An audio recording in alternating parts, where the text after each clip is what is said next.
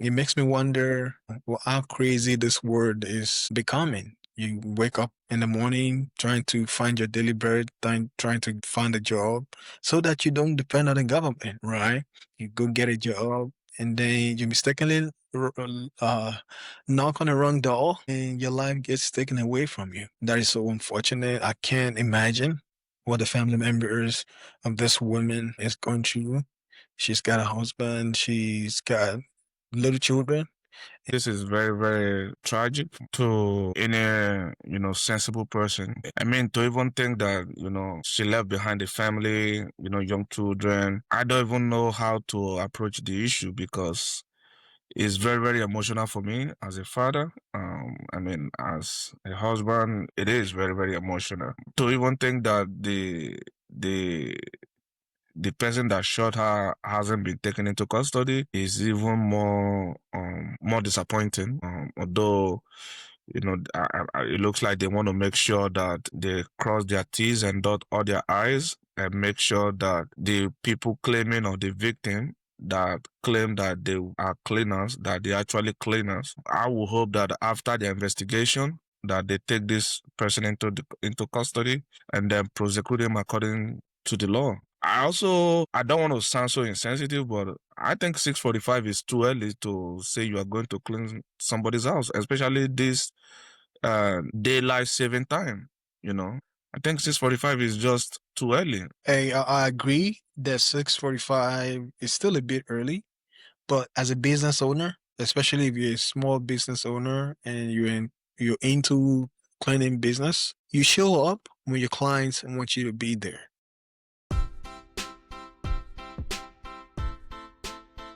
Hello, everyone. Welcome to the Why I Need podcast. Thank you for joining us.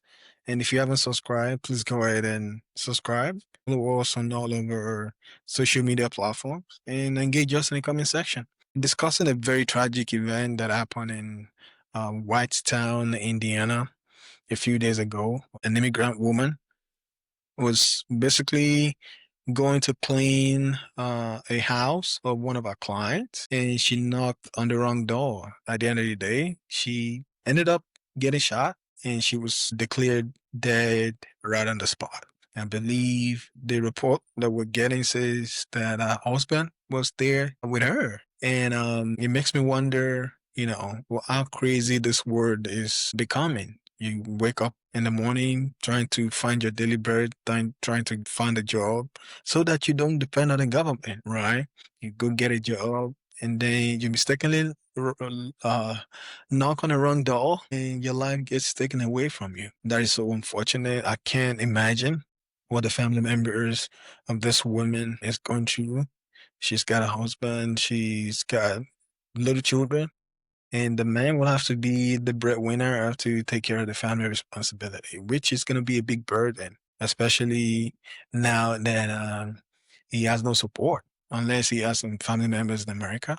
But it looks like they're from Guatemala, and it's going to be challenging. It looks like no arrest has been made in this case, but the prosecutor in Boone County still reviewing the evidence and trying to determine whether the stand your ground protection in Indiana has a role to play in this one. So, what do you think about this tragic incident?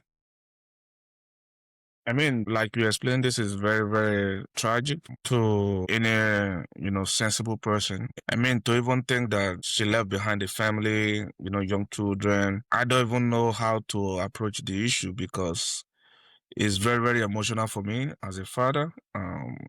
As a husband, it is very, very emotional. To even think that the person that shot her hasn't been taken into custody is even more disappointing.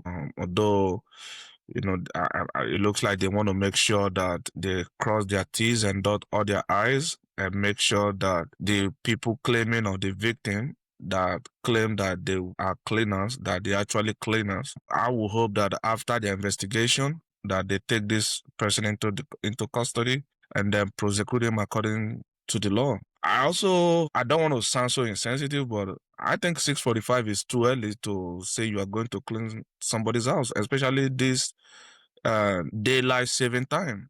I think 6:45 is just too early. Although what has happened, but for people that are still living in that line of business, I would think that 6:45 is just too early. That aside, and also the Second Amendment guarantees the right to bear arms, but I think with that comes with responsibility. I think people should be responsible with their weapons, especially the firearms. Be responsible with it. You don't just fire anything you see. And this is not the first time we've seen a case like this. There has been so many incidents of it. I can actually remember two. I think people need to be more responsible with their firearms. Yeah, I agree that people need to be more responsible with their firearm, but you don't know if this man shot this immigrant woman has faced some challenges in the past. Maybe it's been robbed in the past. In this day and age, we know that people have cameras in front of their homes, a doorbell camera or maybe a ring camera that you can see what's going on in front of your house and you can decide whether or not to open the door. But I don't know if this man was recently robbed and that kind of triggered him and he had to shot at the woman at the door.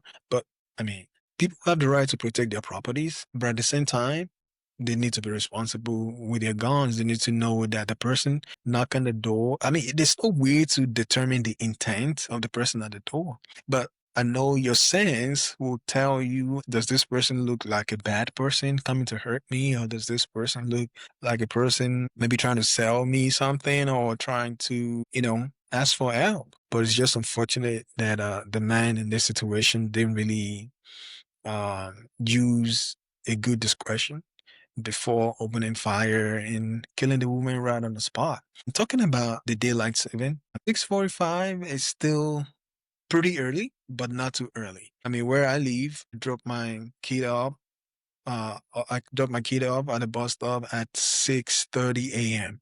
It's still dark out there, but the bus shows up at 6:30 and they go to school. School starts at 7. So, I mean, for people going to school, for people going on businesses, I mean, 6:45 is not too early in most places, but I do understand the fact that it's still a little dark out there, so you may not see what's going on in front of your house. But maybe not everyone. I mean, I'm sure some people don't have camera in front of their house, so they're not able to see what's going on. But when someone is knocking at the door, there are two things you can do. You can either open or not open.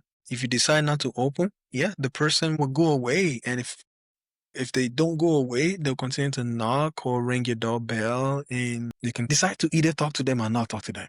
But just shooting without really knowing what's on the other side, it's very irresponsible. And I mean, I know this is still under investigation. The person needs to be held accountable. The man needs to be held accountable. The family is grieving, and I'm sure they're going to be needing financial help, and the burden is going to be on the father. And it's so sad, it's so tragic, it's so unfortunate that those children will miss their mom forever. Yeah, I agree with you. But however, I think it's 6:45. I think if you are going to like a residential area, because obviously it was a residential area, I think 6:45 is still very early. In fact, sometimes you come out almost 8 o'clock in the morning, you don't quite see people outside in the residential area. Everybody is still tucked in their, in their houses. In fact, if you come to my neighborhood, around 10 o'clock around 10 a.m. on Saturday, you will barely see somebody outside. So I think a 6:45 is a bit early for residential area. If you are talking about like a business district or places marked out for businesses where people go about, like you are going to work, yeah, 6:45 is not too early. Residential area, knocking on somebody's, door 6:45 a.m., I think is a bit early. I honestly think it's a bit early.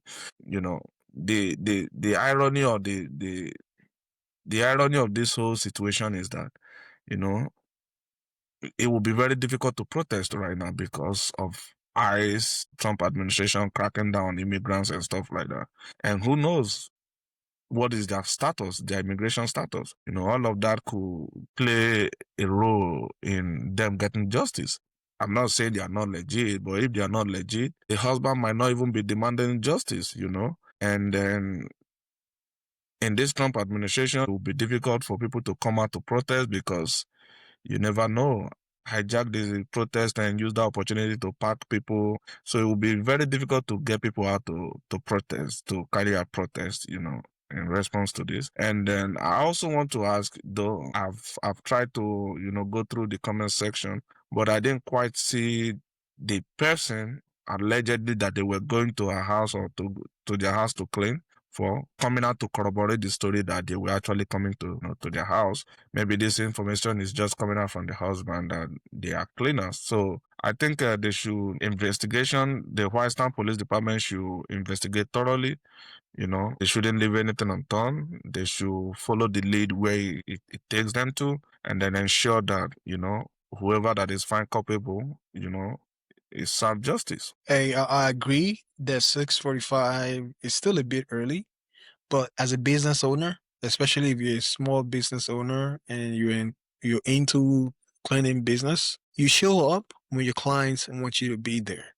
If your client wants you to be there at 6:45, you'll be there. If your client wants you to be there at 6:30, you'll be there. The client might want them to come in early because he or she might want to leave early or go to work at 8:30 or go to work at 9 a.m. So, hey, if you're here on time, if you start at 6:45 or start at 7 o'clock, you have 2 hours to clean up until I leave for work. And when I leave for work, I don't want you to be in my home cleaning.